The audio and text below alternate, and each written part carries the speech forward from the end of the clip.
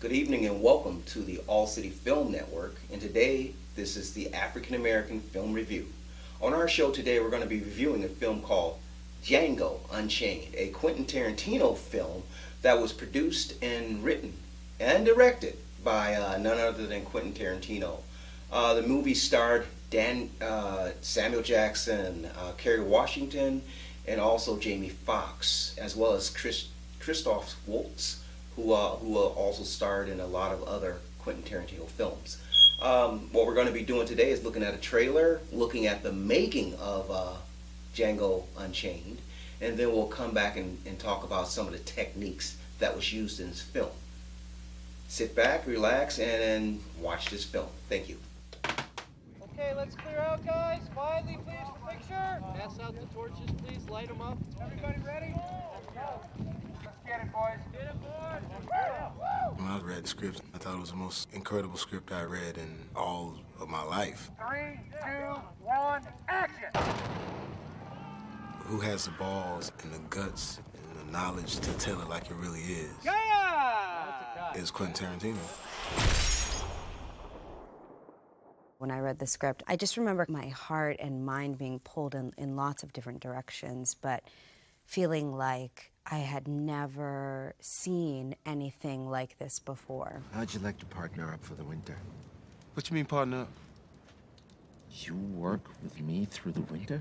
When the snow melts, I'll take you to Greenville myself, and we'll find where they sent your wife. At its core, it really is a love story about a man going into Dante's Inferno, into the depths of hell to retrieve the woman he loves. To me, the love story in this film was the most important thing. Because, of course, the danger and the guns and all of that, I said, man, but when you look at Gladiator or Braveheart or movies like that, it was about his woman.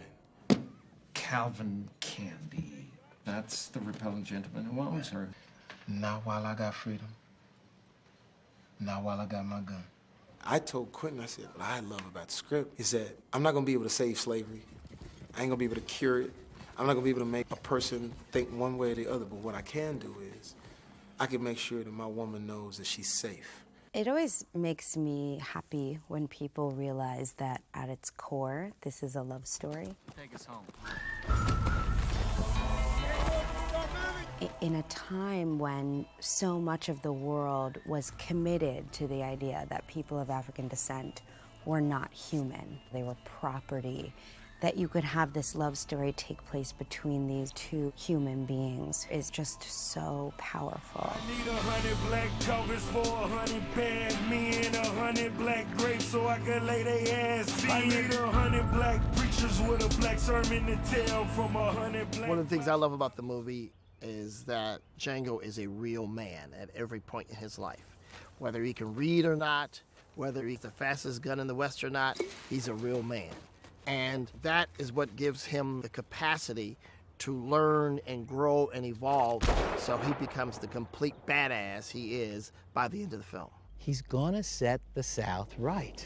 And it's a pretty powerful thing to see him go from this slave to this man who's very aware of his power and his ability. This man that has been enslaved his entire life is freeing himself, and we've never seen anything like that cinematically ever. It's always been a much different dynamic. What makes this film really resonant is its backdrop.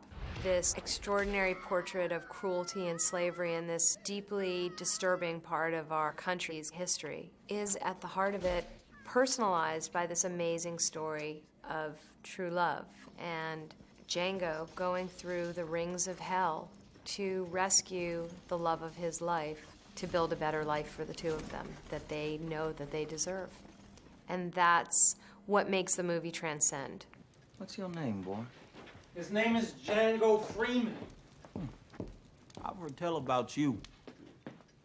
I heard you've been telling everybody that Mandingos ain't no damn good. Ain't nothing nobody is selling is worth buying. I'm curious. What makes you such a Mandingo expert? I'm curious what makes you so curious. When I saw what Jamie was doing, you know, it's a wonderful characterization. He's done a wonderful job of bringing a strong, sort of silent character that speaks when he needs to speak and acts when he needs to act. He's perfect in this role.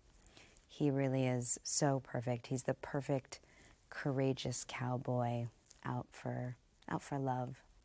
When I got the part, he called me and I said to him, this is a great plan. I think we should do, once a decade, we should get together and make some incredibly important, interesting, profound film and hopefully win you an Oscar. And What was interesting was that, how do you play the slave?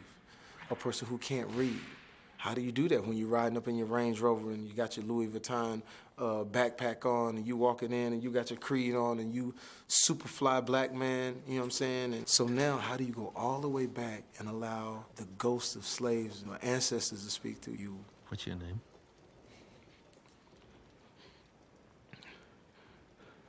Django.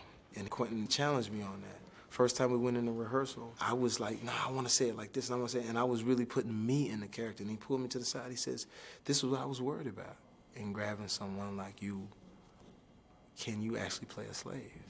And it hit me like, wow, he's questioning me, like, And that made me work harder. So I made sure that every time I stepped in there, I gave up to it.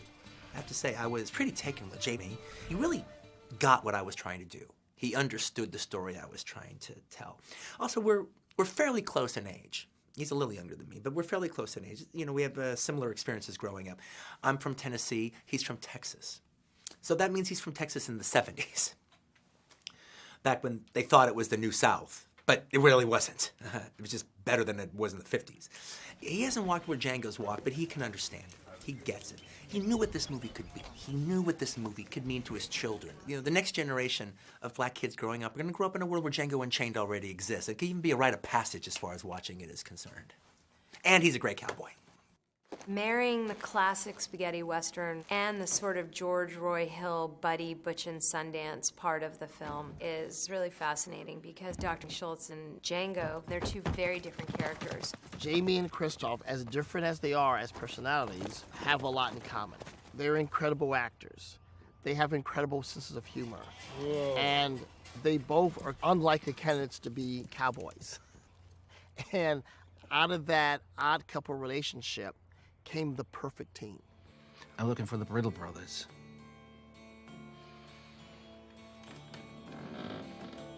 However, at this endeavor, I'm at a slight disadvantage insofar as I don't know what they look like. But you do, don't you? Christoph's a fascinating actor.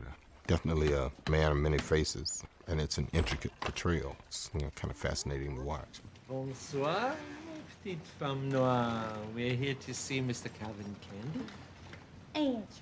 He's a master of all dialogue, in German, in French, and in English. He's quite a character. He's a masterful guy. I went up to Quentin's house and he sat me at his table, put the script in front of me, and then watched me read it. And action.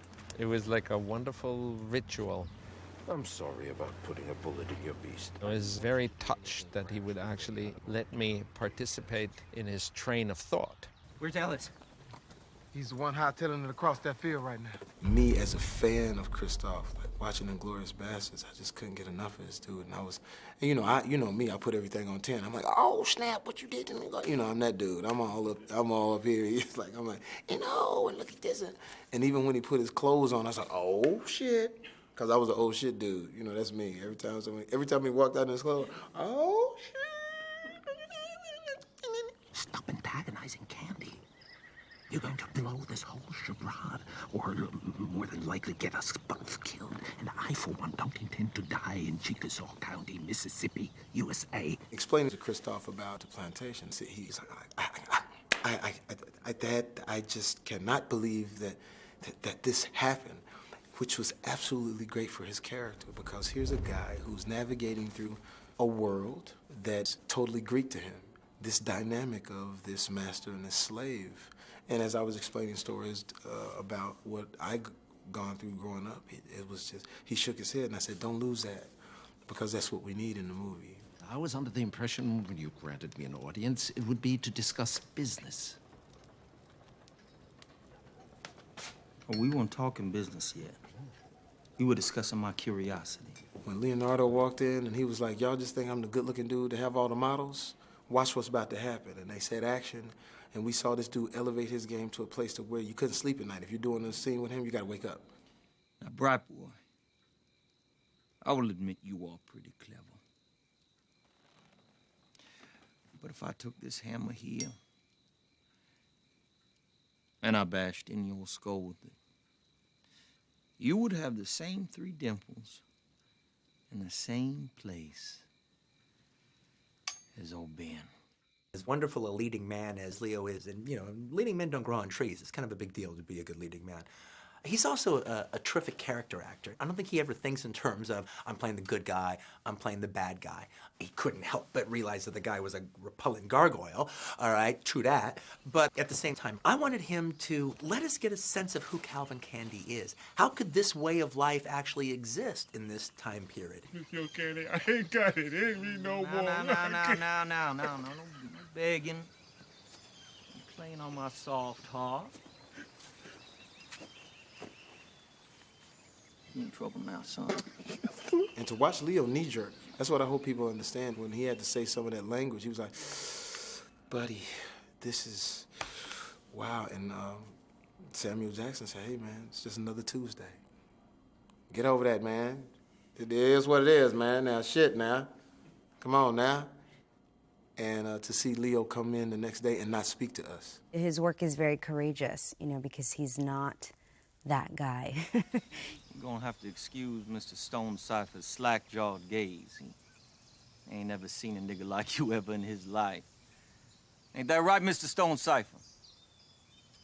It's difficult to watch, and I think when you're dealing with these themes and this time, feeling like it's difficult to watch your fellow actors probably means that people are hooked into the emotional truth of the moment. Seeing as you won't pay a penny for this pickaninny here, you won't mind me handling this nigga any way I see fit.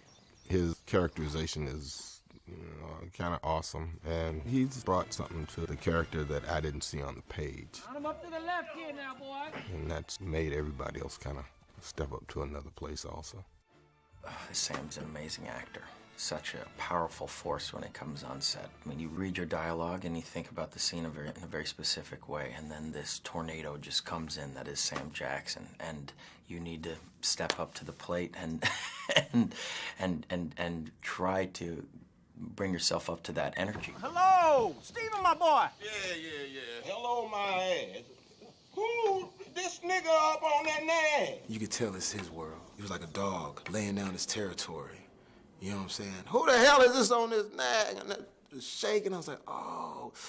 What's the matter? Why you so ornery? You miss me, huh? Oh, yes, sir.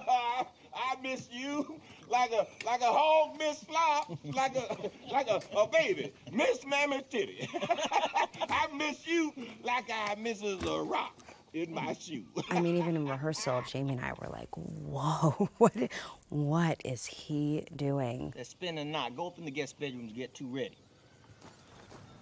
He gonna stay in the big house? And to watch Quentin and Sam's relationship makes you jealous. Like, wow, man, them dudes know each other. They got each other's back. They figured things out. They was coming up with nifty stuff that wasn't even in the script, but just enhanced everything. This lawyer ain't got no drawers on. Okay, let's check the game. Sam had heard I was writing the script, and so I gave him a call, and I go, so, what do you think about the character of Stephen? What do you mean, what do I think about him? You know, I would go, well, I mean, do you have any problem playing that character? So what do you ask me? Do I have any problem playing the most despicable black MF in the history of cinema? I go, yeah. No, I got no problem with that. It's always great to find a character on the inside of one of Quentin's stories to kind of wrap myself around. We came up with the age look, and we did about 7, 8 makeup tests until we got to this particular place here. And it's turned out rather well. Doctor, you can't go in there. Steven. You ain't got no business going in there. The very first day that I got here, he came up to say hello. And I didn't know who it was. I just said, oh, wow, really, really nice to meet you. And he's like, looking at me like, motherfucker, I just said... And I just said, Sam Jackson? Oh my God! Oh, Monsieur Condé, you can't imagine what it's like not to hear your native tongue in 4 years. Well, hell, I can't imagine 2 weeks in Boston. 2 weeks in Boston. Calvin and I, we have an interesting relationship. I was here since his father was here. Probably spent a lot of time with him as a child and kind of raised him. There is kind of an interesting parallel between both Django and Schultz and Stephen and Candy, where Stephen and Schultz are the mentors and in some ways mirror opposites of each other. The ironic part about it is, as much as Django and Schultz like each other, Stephen loves Candy more. And ultimately, Calvin loves Stephen more. You know, Stephen is kind of his father. They playing your ass for a fool. They ain't here for no muscle-bound Jimmy. Well, thank you, Stephen. You're welcome, Calvin. Stephen is a self-serving, conniving, rotten guy. He's just the same as Calvin Candy.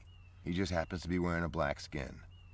Now, if you have a man like Samuel L. Jackson playing that part, who's a socially conscious man, it's not just some silly caricature. You know, there's an importance and a dignity to that part because it's telling something about history. Well, I kind of discovered where I wanted to go with him, who he was, and what I wanted him to be.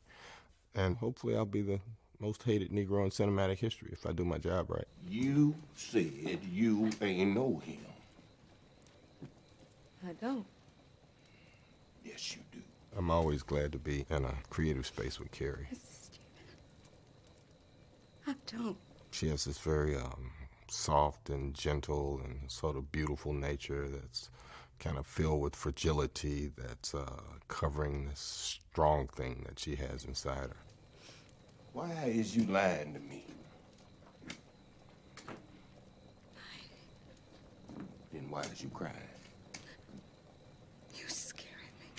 Why is I'm scaring you? Because you scared. Her acting is just amazing, just with her eyes, just what she was embodying in the character. She was the one who we all cared about the most. We wanted to make sure she was good because she had to go through hell. And to watch her go through hell every day, it was tough. And we talked back and forth on the phone, and it was great seeing her because, you know, with Ray Charles, you know, that was, you know what, that was my girl, man. I mean, we're all in love with her. She's funny, she's smart, she's gorgeous, she's super cool. She's your partner in crime. Go ahead, girl. Speak a little German. Es wäre mir ein Vergnügen, mit dir auf Deutsch zu sprechen. I remember sitting in rehearsal one day and I was like going through my script and I looked up at the table and it was, you know, Christoph and Jamie and Sam Jackson and Leonardo DiCaprio and Quentin and me. And I was like, how did this happen? This is nuts. The universe sort of has protected this movie in a lot of ways with magical casting. Walt Goggins, Dennis Christopher, Jonah Hill, James Remar, and of course, Don Johnson. Big Daddy is basically your everyday run-of-the-mill pimp in the 1850s. What if I was to say I don't like you, and I wouldn't sell you a tinker's damn? Now, what you got to say about that? He's every ridiculous cliche of the plantation owner who is extraordinarily arrogant.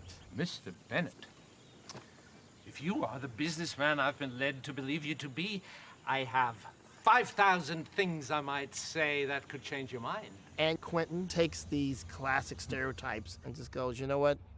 Not only can these guys be beaten, but fundamentally they're ridiculous. Well, come on inside and get yourself something cool to drink. Oh, man, come on. My sister still quotes his lines. Bettina. Yes, sir, Big Dad. Bettina, sugar, could you take, what's your Jimmy's name again? What's your Jimmy's name again? Django. Take Django here. Could you take Django there and take him around the grounds here and show him all the pretty stuff? All right, right, cat. If you could keep your caterwauling down to a minimum, I'd like to finish my line of inquiry with young Django. We had all these extraordinary actors, and it was like watching this amazing all-star game. Guys, get in your spot. We're trying to line up. And here's Quentin, our fearless leader, moving them all through, just thrilled with what he's getting out of everybody. He still likes to use film, which is great. I think I like that better. He's still using one camera. No cell phones on the set, no electronics on the set. He's there for every shot. He's there with you on the set, in the trenches, 100% of the time. If you ever get an opportunity to do a Quentin Tarantino movie, your biggest problem will be wanting to say all of the words at once, because they're so goddamn good. You better listen to your boss, white boy. Oh, I'm gonna go walking in the moonlight with you. You wanna hold my hand? It's like eating the greatest meal and not wanting to let a bite fall from your mouth. Hold it. Quentin always does something that makes people think and have conversation about what they've seen or about whether it's real or unreal. I want you to burn the runaway eye right here in his cheek. And the girl, too. Like Inglourious Basterds, Quentin's recreating history in a lot of ways, but none of this wasn't historically accurate. And everything in this movie, things like this did happen, but we get to see it through Quentin Tarantino's eyes. I understand when people read this script, like when I read the script, when my sister read the script, it pokes holes in you, it pokes holes in your soul, because you can't believe that, wow, it was really like that back then? The ghosts are still here, and it is a part of our history that Quentin won't let us run away from. He's kind of turning the revisionist around and heading right back into the fire to say, no, there's another part of this story, and this is the other part of that story. Let's don't mince words about it. Let's go over the top to land in a place that's authentic. He is not afraid of violence and darkness and sort of the dark side of the soul. Okay, and action. And yet, because it is fundamentally a love story, you also need someone who fundamentally believes in the goodness of human beings and holds on to the love story in the space of all that evil and darkness. Hey, little troublemaker. I think it's amazing that he's able to hold both of those spaces. I commend him for making a movie like this, because I don't think there's many people that could. Keep moving. I could only hope that it would encourage, more filmmakers in Hollywood to make more films about this subject matter, because it's something that needs to be talked about still, in any genre. Well, no, here's the thing. You can 1 minute. Quentin takes these genre elements and shifts them, and in my perception, raises them onto a different level. Yes, he does utilize the genre, but that's not really what it is about. 3, 2, 1, action. Where you think something is going to be a traditional spaghetti western, he'll mix it up. He'll change something, whether it's the wardrobe or the location or the actor. Time for surrender. I'm a vigilante. My love's defender. You're a wanted man. I love the Eastwood movies and Sergio Corbucci and Sergio Leone. Very much like Quentin, they defined their era and their style with that big, broad scope and then these, extreme close-ups and stuff like that. I guess you're right. If we throw the focus on the horse, then It's really interesting that Quentin, being the product of the culture that made Western possible at all, because it's the American West, of course, that Quentin would take the genre once removed into the Italian and bring it back to America. He takes like a double turn. If anyone tried to duplicate what he does, I think they would be sued for copyright infringement, because he's got his own unique, specific style, and when you see a Quentin Tarantino movie, you know it. I don't know a person alive who didn't grow up as a kid wanting to, play cowboys and ride horses and have a gun strapped to your side. It's like grown-up Disneyland. Good. That last one was the one. But we're going to go for one more. Why? Because we love making movies.